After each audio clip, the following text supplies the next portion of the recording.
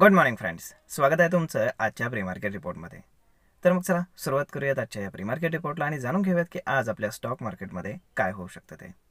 त्याआधी तुम्ही जर चॅनलवर नवीन असाल तर चॅनलला सबस्क्राईब करा आणि डिस्क्रिप्शनमध्ये लिंक आहे त्यावर क्लिक करून आपलं डीमॅट अकाउंटही ओपन करायला विसरू नका. तर मग चला सुरुवात करूयात आजच्या या भागाला. मित्रांनो, सगळ्यात आधी काल रात्री US मार्केटमध्ये जे झालं ते पाहावं लागेल. US मार्केट काल थोडंसं प्रेशरमध्ये आलं होतं आणि प्रॉफिट बुकिंगमध्ये बंद झालं आहे. याच्यामध्ये सगळ्यात मोठा हात आहे तो ॲपलचा. याच्यासाठी दोन न्यूज बेसिकली कारणीभूत आहेत. यातली सगळ्यात पहिली न्यूज होती ती होती गुड न्यूज, कारण US काल रिटेल सेल्स डेटा आला डिसेंबर मंथचा, तर तो थोडासा घसरलेला आहे, परंतु ही गोष्ट चांगली आहे, जेणेकरून रेट कटची जी प्रोबॅबिलिटी आहे तर ती इन्क्रीज व्हायला त्या डेटानं मदत झाली आहे. ही गोष्ट होती पॉझिटिव्ह. परंतु त्यानंतर एक रिपोर्ट आला, म्हणजेच एका न्यूज चॅनलने रिपोर्ट दिला की 2023पेक्षा 2024मध्ये ॲपलचे जे सेल्स आहेत ते 17% डाऊन झालेले आहेत. मग साहजिकच आहे, येणाऱ्या क्वार्टरमध्ये म्हणजे त्यांचं जे फायनान्शियल इयर एंड झालेलं आहे 31 डिसेंबरला, तर त्याचे रिझल्ट जे आता येतील तर त्याच्यामध्ये त्याचा इम्पॅक्ट तर आपल्याला नक्कीच पाहायला मिळेल इयर ऑन इयर डेटावरती. तर मग साहजिकच आहे की त्यामुळे ॲपल ऑलमोस्ट 4% डाऊन झाला आणि याचा इम्पॅक्ट आपल्याला US मार्केटमध्ये पाहायला मिळाला आणि सगळे इंडेक्सेस त्यांचे थोडेसे रेडमध्ये क्लोज झालेत. परंतु फार आपण काय म्हणतो की मोठं डिझास्टर झाले का, तर तसं नाही आहे. बाकीचे स्टॉक्स ठीक आहेत. Banking stocks, technology stocks, chip making stock हे सगळे ओके आहेत. आता जर आपण आपल्याकडले रिझल्ट पाहिले, कारण काल आफ्टर मार्केट 3 कंपन्यांचे रिझल्ट आलेले आहेत.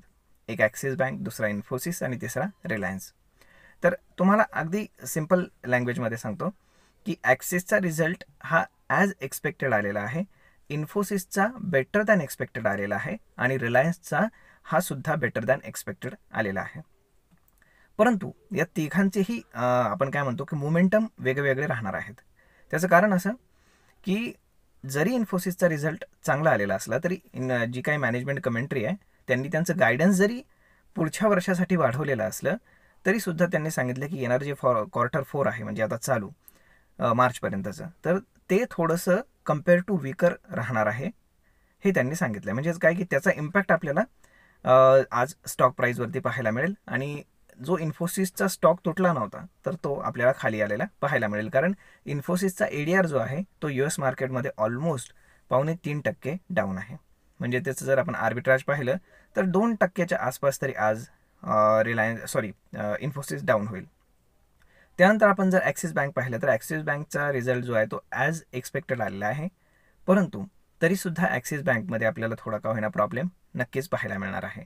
आणि त्याचा आपण काय म्हणू शकतो की आज काही स्टॉक फार सपोर्ट करताना दिसेल मार्केटला असं नाही, परंतु रिलायन्स मात्र फार आपण काय म्हणतो की एक्सपेक्टेशनपेक्षा फारच चांगलं परफॉर्मन्स रिलायन्सने दिलेला आहे. तर याचा इम्पॅक्ट पॉझिटिव्हली आपल्याला मार्केटवरती सुद्धा पाहायला मिळेल आणि रिलायन्सच्या स्टॉकवरती सुद्धा नक्कीच पाहायला मिळेल. जर आपण FIS-DIचा डेटा जर कालचा पाहिला तर FISनं 4,000 कोटींचं सेलिंग केलेलं आहे, त्याच्या अगेन्स्ट DISनं 3,000 कोटींचं बाईंग केलेलं आहे. तर मग अशा पद्धतीनं गिफ्ट निफ्टी या सगळ्यांचं क्यूज घेऊन इंडिकेट करते की मार्केट एक 50 ते 60 पॉईंट गॅप डाऊन ओपन होईल. परंतु मेजरली रिलायन्स आज मार्केटला सपोर्ट करण्याची फार मोठी शक्यता आहे. आणि त्यातल्या त्यात जरी market almost 50-60 point gap down open होत असलं, फ्लॅट ओपन होत असलं असं आपण म्हणू, तरीसुद्धा जर आज आहे शुक्रवार, त्यामुळे शुक्रवार मोस्टली ट्रेंडिंग राहतो, हे इथनं मागची हिस्ट्री आहे. त्यामुळे मे बी मार्केट ट्रेंडिंग राहण्याची पॉसिबिलिटी आहे, परंतु कुठल्या बाजूला राहील ते पाहणं जास्त गरजेचं आहे. होप सो राहील तर वरच्या बाजूला राहील. त्याचं कारण असं, कारण खूप सारे स्टॉप लॉसेस हायर साईडला आहेत, कारण कॉल रायटिंग खूप हेवी झालेलं आहे त्यामुळे. परंतु हा ट्रिगर म्हणावा एवढा आपण काय म्हणतो की ग्रेसफुल ठरलेला आहे असं वाटत नाही आहे, कारण 3 पैकी 2 मेजर कंपनी जे आहे तर त्यांचे स्टॉक डाऊन राहण्याची पॉसिबिलिटी आहे. एक इन्फोसिस, दुसरा ॲक्सिस बँक. त्यामुळे रिलायन्स किती सपोर्ट करेल, रिलायन्स एकटा जरी पळाला तरी तो किती वर घेऊन जाऊ शकेल निफ्टीला, हे पाहणं जास्त गरजेचं आहे. तर मग आता बाकीच्या जर आपण गोष्टी पाहिल्या तर सगळं काही सध्या तरी ठीक आहे आणि काल रात्री गव्हर्नमेंटनं जो डिसिजन आणला की 8वा वेतन आयोग लागू करण्याचा, तर तो सडनली डिसिजन होता. याच्या आधी त्याची कुठलीही चर्चा नव्हती. परंतु हा डिसिजनसुद्धा मार्केटसाठी पॉझिटिव्ह इम्पॅक्ट देणारा ठरणार आहे. कारण लोकांच्या हातात पैसे येणार आणि लोक खर्च करणार. त्यामुळे काही गोष्टी मार्केटसाठी पॉझिटिव्ह नक्कीच आहेत. त्यामुळे पाहावं लागेल की आज दिवसभरामध्ये प्राइस ॲक्शन कसं बिल्ट होतं आहे. हायर हायचं फॉर्मेशन जर झालं आणि 23,300च्या वरती जर मार्केट सस्टेन करू लागलं, तर मग आपल्याला नेक्स्ट टार्गेट मिळेल 23,500. आणि डाऊन साईडला जर आपण पाहिलं तर ओपन इंटरेस्टच्या हिशोबाने 23,000ला खूप जास्त हेवी पुट रायटिंग झालेलं आहे. त्यामुळे आपण पाहू शकतो की 23,000च्या खाली काही मार्केट एवढ्या इझिली जाऊ देणार नाहीत. आणि जो आपण काय म्हणतो की जो लो लागलेला आहे 23,050चा, तर तो एवढ्या सहजासहजी ब्रेक होईल अशी सध्या तरी शक्यता वाटत नाही आहे, ग्लोबल आणि लोकल क्यूजना एकत्र केलं तर. आता आजचा दिवस गेल्यानंतर आपल्याला पाहायला भेटेल की येणाऱ्या दिवसांमध्ये म्हणजेच सोमवारी ट्रम्प गादीवर बसणार आहेत. आणि मग त्यानंतर पुढचे 24 तास ते 48 तास हे ट्रम्प काय करतायत याच्यावरती डिपेंड असेल की जगातली मार्केट्स कशा पद्धतीने बिहेव करतील ते. जर आता आपण US डॉलरचा चार्ट पाहिला तर US डॉलर हा थोडासा डाऊनवर्ड ट्रेंडिंग आहे, की जी गोष्ट इमर्जिंग मार्केटसाठी चांगली आहे. त्यानंतर ऑइलसुद्धा थोडंसं कूल डाऊन होण्याचा प्रयत्न करतं आहे.